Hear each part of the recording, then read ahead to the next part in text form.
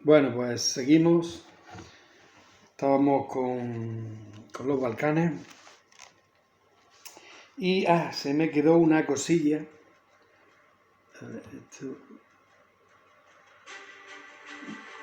Aquí sin música. Bueno, se me quedó una cosilla que era.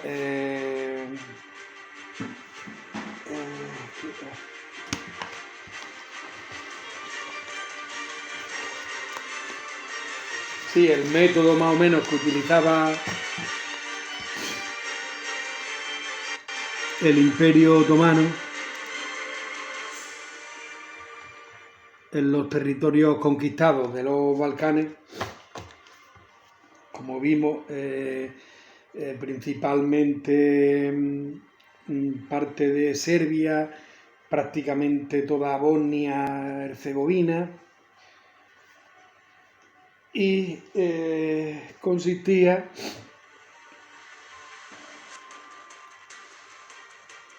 y también Albania.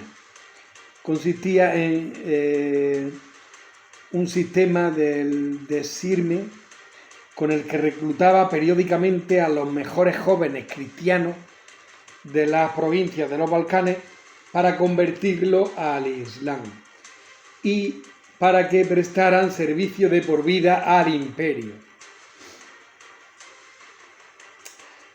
A estos les favoreció en un principio para que adquirieran poder y así equilibraran el poder que acumulaba la aristocracia turca.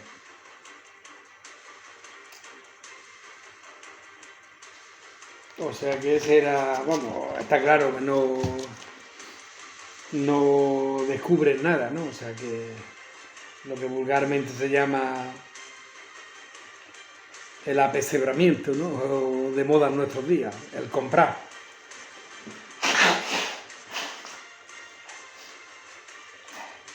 Bueno, pues seguimos.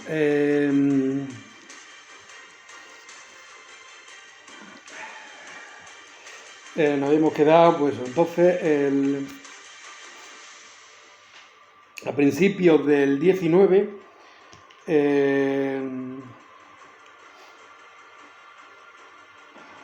los croatas y eslovenos estaban bajo dominio austriaco y húngaro. Solo había dos estados eslavos en todo el mundo, independientes, que eran el ruso, el más grande, en el norte, y el de Montenegro, ¿no? Con parte de Serbia, al sur. Y entonces ya se van a iniciar los movimientos nacionalistas y liberales, ya que empiezan en casi toda Europa, ¿no? Porque estábamos prácticamente, pues eso, en el 1800 y poco, ¿no? Al inicio del siglo XIX.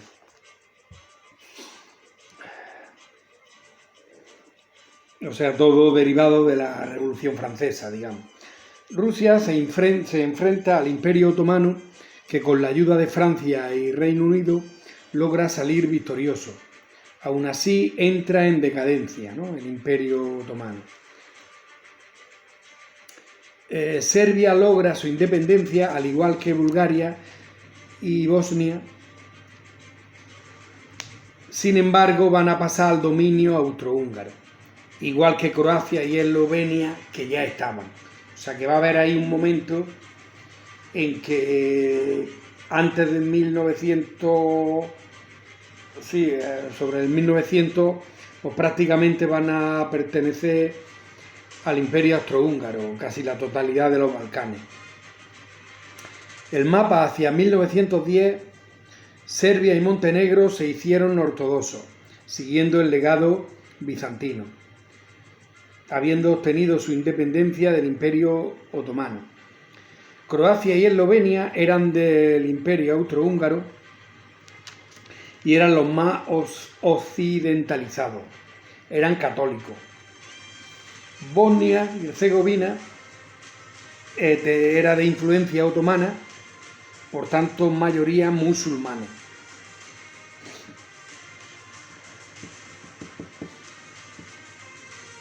¿no? Como digo, Serbia y Montenegro ortodoxos,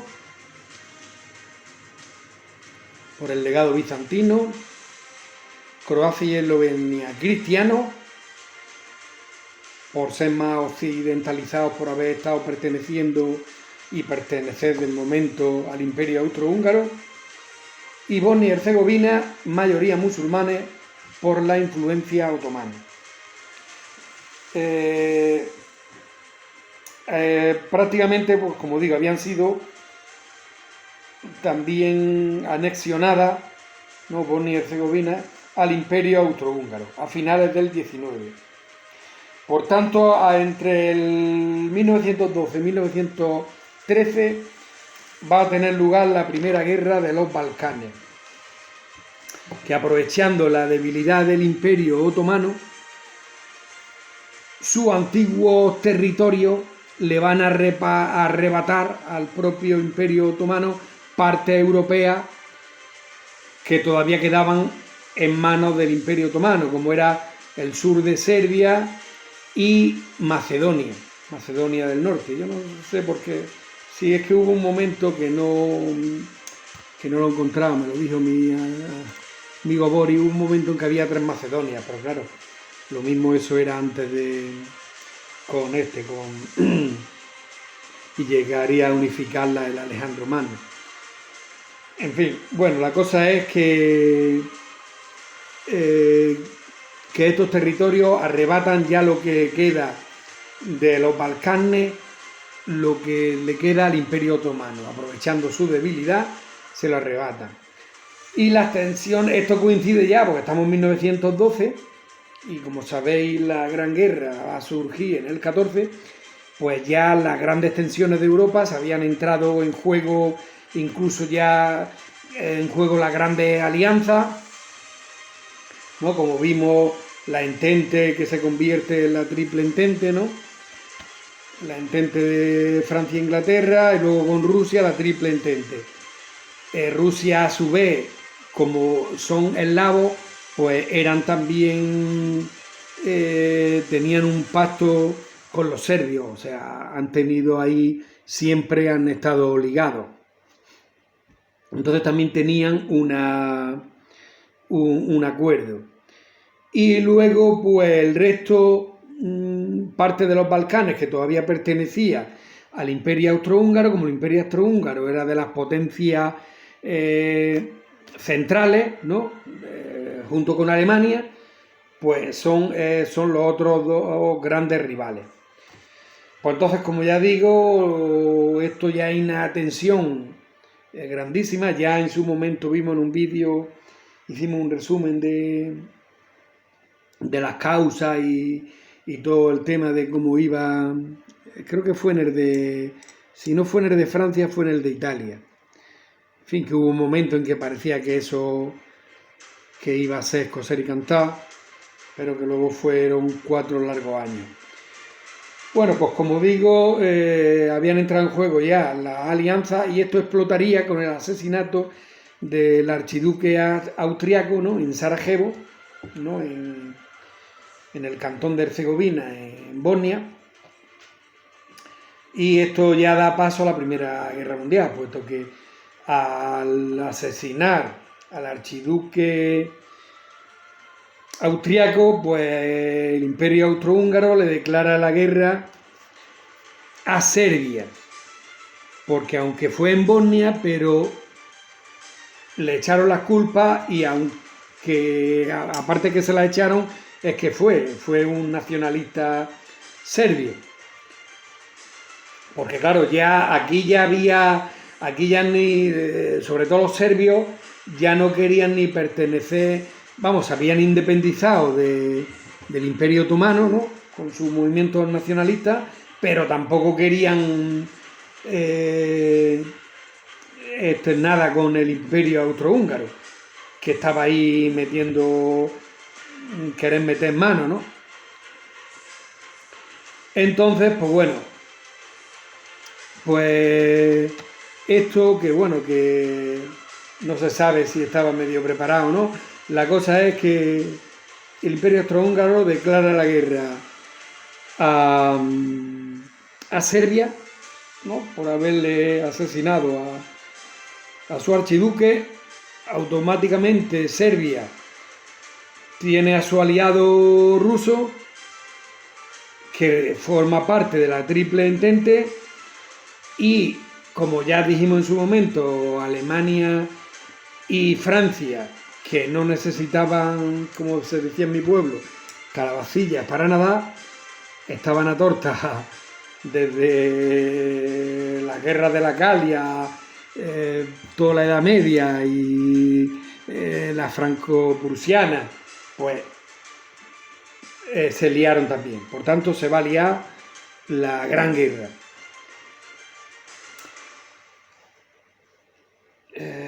La guerra comenzó con la invasión austriaca a Serbia, aliada de Rusia por ser eslavos como ellos. El frente balcánico fue uno de los más sangrientos. Serbia y Montenegro, con ayuda aliada, no de Francia, de Reino Unido y de Rusia, conseguirían expulsar a sus enemigos austriacos y llegan a una victoria, desintegrándose el Imperio Austrohúngaro. Como ya vimos, la Primera Guerra Mundial, una de las consecuencias es que caen un montón de imperios. Cae primero el austrohúngaro, segundo el otomano, que ya estaba en decadencia, pero cae también. Tercero, el ruso, el imperio ruso de los zares, cae porque, claro, en el 1917 es la Revolución Rusa, que Rusia se retira de la guerra, pero que coincide que entra Estados Unidos.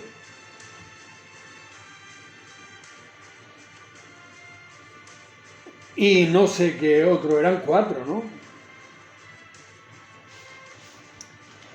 Eran 4, pero no sé si... Aquí es que la fotocopia no me salió bien. Fin de los imperios, caen 4 imperios, pero ahora no sé cuál es el cuarto, macho.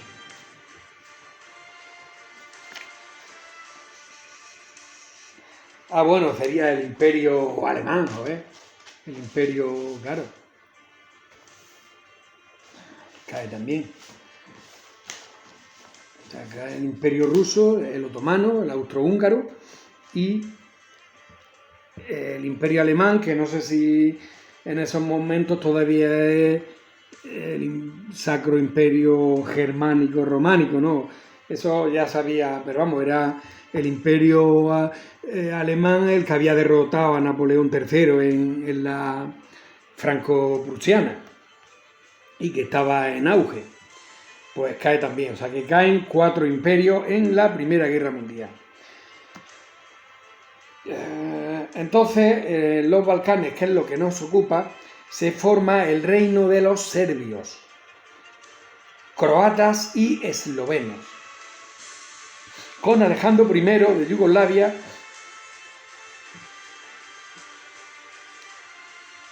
y con los terrenos adquiridos al Imperio Austrohúngaro de Croacia, Eslovenia, Bosnia-Herzegovina y más Serbia y Montenegro, ¿no?, que eran, digamos, los promotores. Y lo van a formar, este reino de los serbios, con una monarquía constitucional. Pedro I de Serbia gobernaría del 18 al 21. Pero Alejandro ya había asumido como regente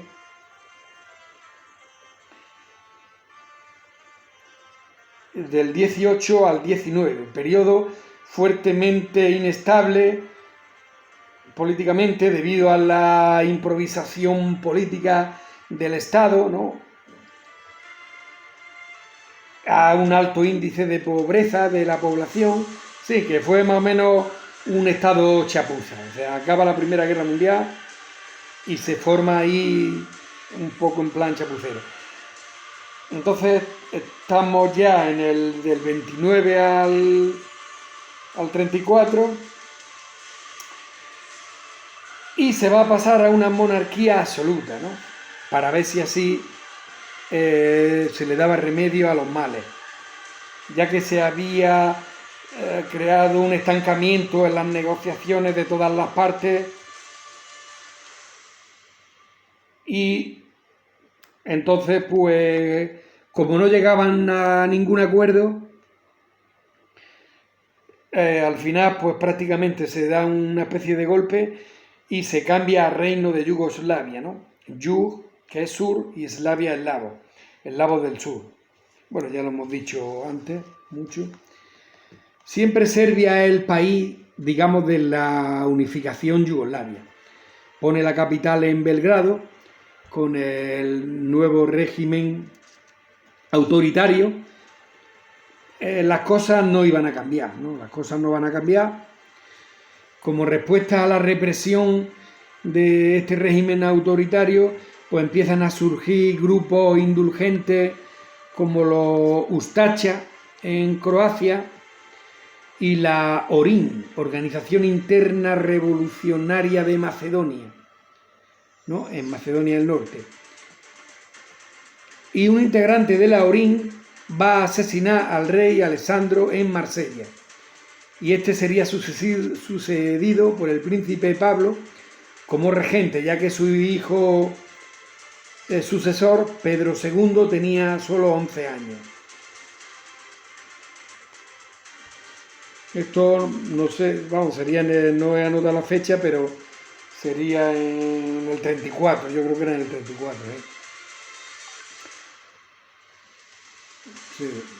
Pablo estaba dispuesto a descentralizar el poder.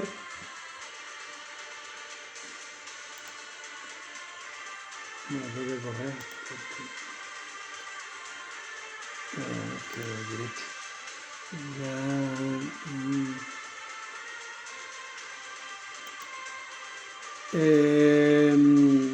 Pablo estaba dispuesto a descentralizar el poder, ¿no? Y a un acercamiento entre las distintas partes, ¿no?, pertenecientes a los Balcanes, o sea, al reino de Yugoslavia, pero los conflictos seguían avivados a medida que se iba ya acercando la Segunda Guerra Mundial, y el ambiente de tensión que se vivía en Europa era ya imposible de mantener.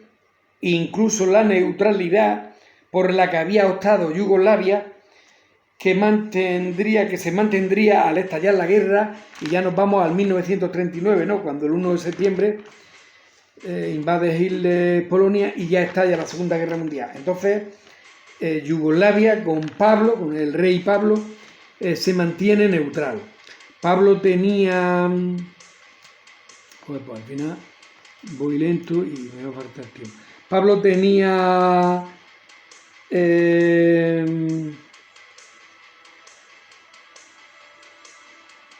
presiones, tanto de Italia como de Alemania, que lo querían como aliado para apoyarse al Eje, ¿no? Y así apoyar la invasión de Grecia, porque el Eje tenía pensado invadir Grecia, pues les venía cojonudo que aliarse con Yugoslavia. Entonces Pablo estaba dispuesto a ello, pero el rey Pedro II, ya con mayoría de edad, por tanto si esto es el 39 o 40, el asesinato de su padre pues sería... tenía 11 años, 7 menos, en el 33-34. Bueno, ya con mayoría de edad acaba con la regencia, da un golpe de estado el 27 de marzo del 41. Vale, pues entonces esto sería en el 30, lo del asesinato, vale. Entonces Pedro II acaba con la regencia de Pablo, da un golpe de estado en marzo del 41 y rechazó de pleno la alianza, o sea, el aliarse con el Eje, ¿no? Lo cual provocó de inmediato una invasión a Yugoslavia, tanto por parte de Italia a Bosnia y Herzegovina y por parte de Alemania a Montenegro. Sí, Italia también invade Montenegro, pero ahí se hizo un poco el lío y Alemania fue en su ayuda. Esto hizo que el gobierno de Pedro II se fuera al exilio a Londres, con el consiguiente desmantelamiento del país otra vez en diferentes estados satélites. Se forma Croacia, que incluía gran parte de Bosnia, es un estado títere de Alemania, ¿no? Están invadidos por Alemania. Por otro lado, Montenegro, títere de la Italia fascista, y la Serbia de Nević, que es la que únicamente parece que se va a mantener medio soberana. Eslovenia fue anexionada por Italia y Macedonia por Bulgaria. O sea que más o menos si vemos el mapa,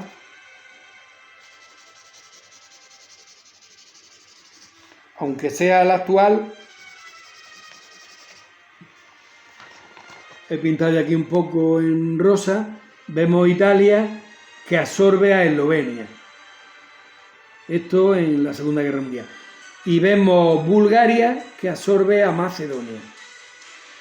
Aquí está Croacia, que con Bosnia están invadidos por Alemania, o sea, un estado títere alemán. Montenegro por los italianos, y Serbia prácticamente es la única que se mantiene ahí un poco independiente.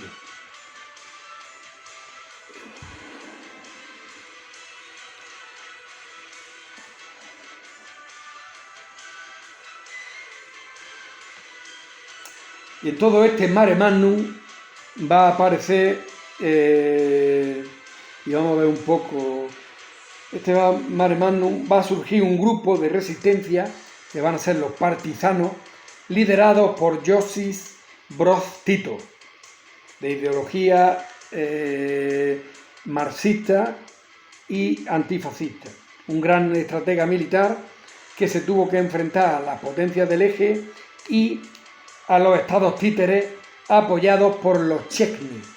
Los chechnis era la guerrilla nacionalista conservadora monárquica serbia, que debía su nombre a un movimiento de oposición al Imperio Otomano del siglo XIX, digamos que era el ejército patriótico de Yugoslavia. Pero como los chechnis, al ver los intereses socialistas de los partisanos, pues se van a unir al eje. Por tanto, se va a formar como... va a ser una pequeña guerra civil, vamos, una guerra civil. Y vamos a ver un momento de... voy a gastar estos minutos en Josip Broz Tito. Porque hay unas cosas que dije de la Guerra Civil Española, y vamos a verificarlo. Bueno, es serbo-croata, nace en el 1892, conocido por su título de Mariscal Tito, fue también político y militar yugoslavo, jefe de Estado de Yugoslavia. Bueno, a ver, nace eso, en la actual Croacia. O sea, que estuvo en el Imperio Austrohúngaro. Ahí pues cogería concienciación nacionalista para liberar a su pueblo. En la Primera Guerra Mundial es destinado a Galicia. Galicia es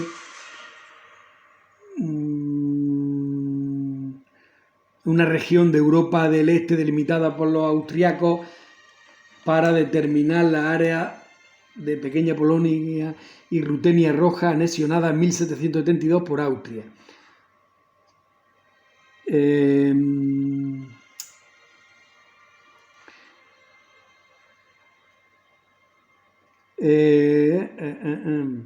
Fue trasladado a los Montes Urales,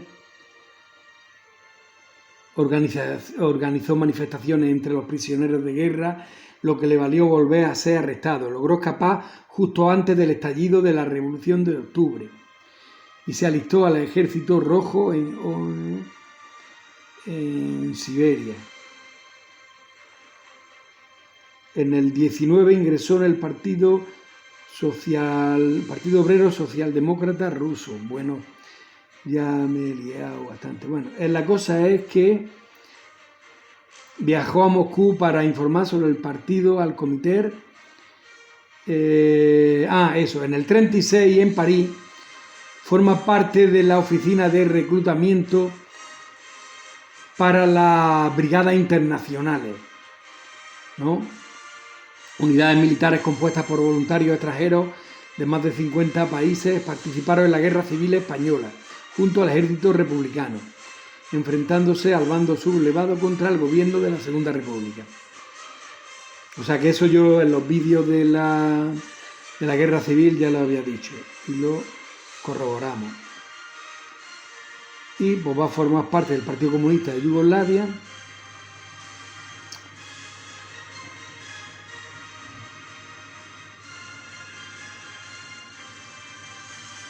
Y bueno, había...